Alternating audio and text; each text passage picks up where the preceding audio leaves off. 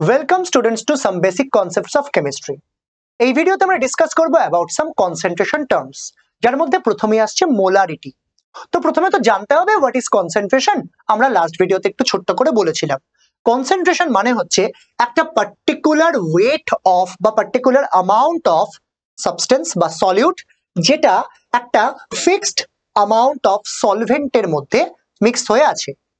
কি বললাম? Particular amount of solute fixed amount of solvent mixed up হয়ে আছে। চলো, তো যেটা বলছিলাম মোলারিটি। আচ্ছা, মোলারিটি মানেই হচ্ছে মানে ধরো মোল ফোল থাকবে, এটা বোঝাই যাচ্ছে। তো মোলারিটি মানে হচ্ছে এটা সবথেকে বেশি ইউজ করা হয় কনসেন্ট্রেশন গুলোকে রিপ্রেজেন্ট করার জন্য। তুমি যে কোনো কেমিক্যাল ল্যাবে গিয়ে দেখতে পাবে 1 মোলার মানে 1 capital M NaOH, 2 capital M H2SO4 এসব লেখা থাকে। ওই ক্যাপিটাল এমটা হচ্ছে এটাকে রিপ্রেজেন্ট করছে মোলারিটিকে। ক্লিয়ার? তো চলো, এটাকে ডিফাইন করা হচ্ছে কি দিয়ে? বলা হচ্ছে নাম্বার অফ মোলস। কি? নাম্বার অফ মোলস, যেটা কিনা moles of solute present in 1 litre of solution. আবার বলছি, number of moles of solute in 1 litre of solution. এবার আমি যদি এটাকে এক্সপ্রেস করি in mathematical expression, molarity will be equal to number of moles of solute by volume of solution in litre. Volume of solution in litre কথাটা mention করতে হলো। আচ্ছা, যদি ভলিউম অফ সলিউশনটা ml এ থাকতো তাহলে কি করতে হতো? পুরো ব্যাপারটাকে 1000 দিয়ে মাল্টিপ্লাই করতে হতো। সেইটাই করেছি। আচ্ছা, মোলস মানে কি? Weight by molecular weight. তো তাহলে আমরা সেটাই করব। তাহলে লিখবো কি? বলবো molarity of a solution that is equal to capital M that is equal to what? A by X into 1000 by V, where A এটা কি? দেখবে A হচ্ছে ওয়েট, X হচ্ছে মলিকুলার ওয়েট, V হচ্ছে ভলিউম, আর 1000 দিয়ে তো মাল্টিপ্লাই করেছি। ঠিক আছে, এটাকে নাম দেওয়া হয়েছে মোলারিটি। ওকে, চল একটা ইম্পর্টেন্ট কতগুলো ফর্মুলা দেখে নেব মোলারিটি রিলেটেড। বলা হচ্ছে capital M is equal to 10 into percentage মানে weight by volume of percentage of a solution. ওই যে বলেছিলাম ওয়েট বাই ভলিউম বলে একটা পার্সেন্টেজ হয়, সেইটা এখানে ইউজ করা হয়েছে, divided by gram molecular wait.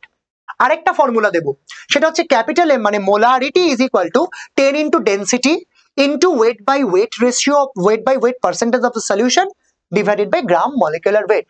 বুঝতেই পারছো এখানে ভলিউমটাকে জাস্ট ডেনসিটি দিয়ে ইন্টারকনভার্সন করা হয়েছে। ঠিক আছে, তো এটা হচ্ছে কি আমাদের আরেকটা ফর্মুলা। লাস্ট ওয়ান দেখবে ডাইলিউশন ল। ডাইলিউশন ল কি বলা হচ্ছে?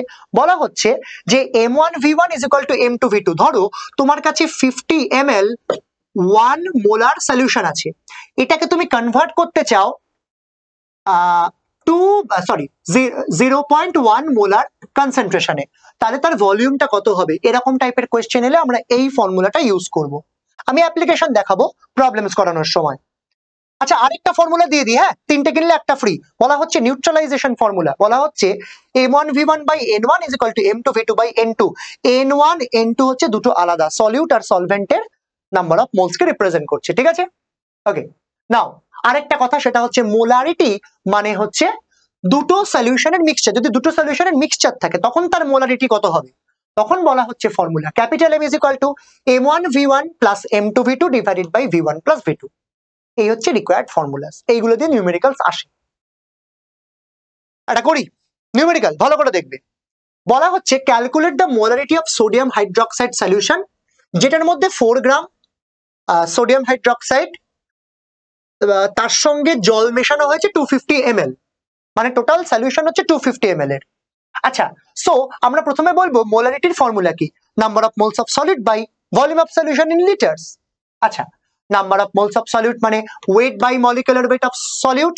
এই কত লিটার? 250 ml মানে 0.25 লিটার। ঠিক আছে, ওকে।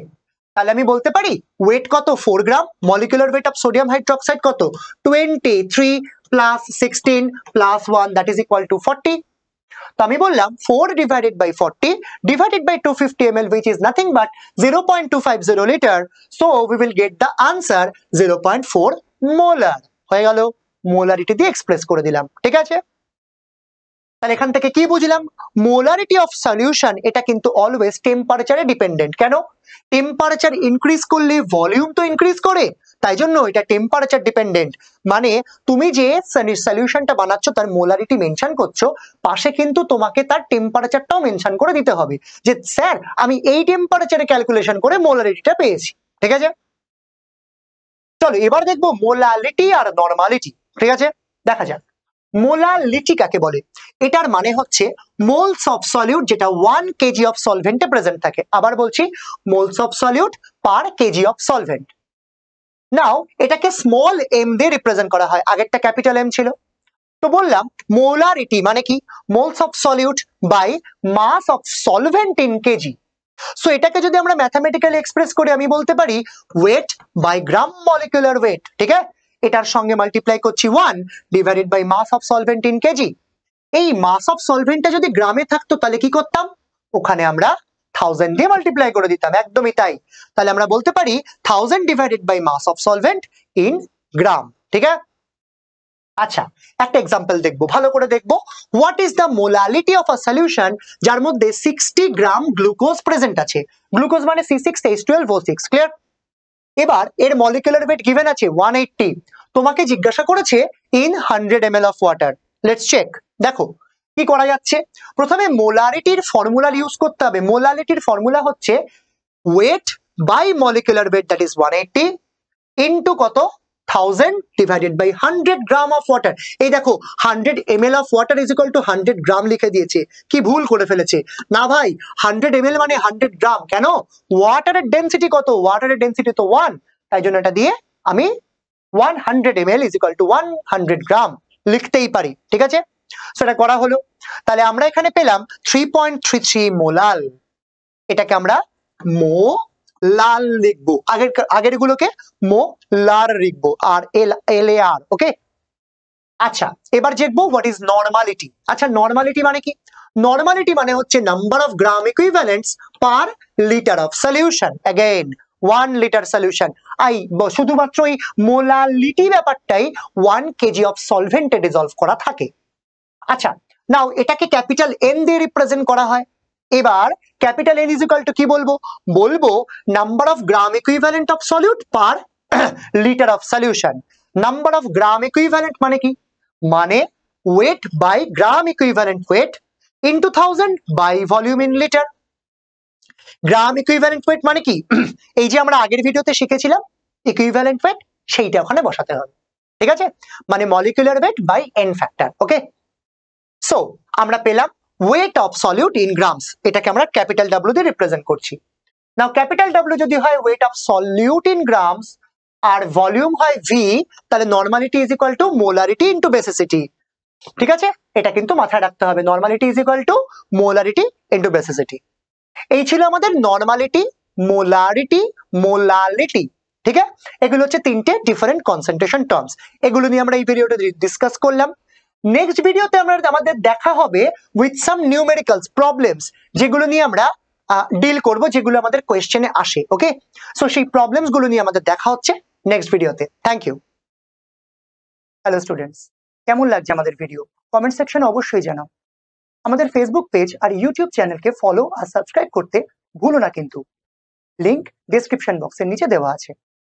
এছাড়া তোমরা যদি ক্লাস 11-12 এর board exam or entrance or NEET এক্সামের প্রিপারেশন অনলাইনে আমাদের সঙ্গে জয়েন করতে চাও, তাহলে অবশ্যই ভিজিট করো আমাদের ওয়েবসাইট dreamsonlineclass.in। এছাড়া গুগল প্লে স্টোর বা অ্যাপল অ্যাপ স্টোর থেকে ড্রিমস অনলাইন ক্লাস এই অ্যাপটা তোমরা ডাউনলোড করে সেখান থেকে রেজিস্টারও করতে পারো। দেখা হচ্ছে নেক্সট ভিডিওতে। Thank you.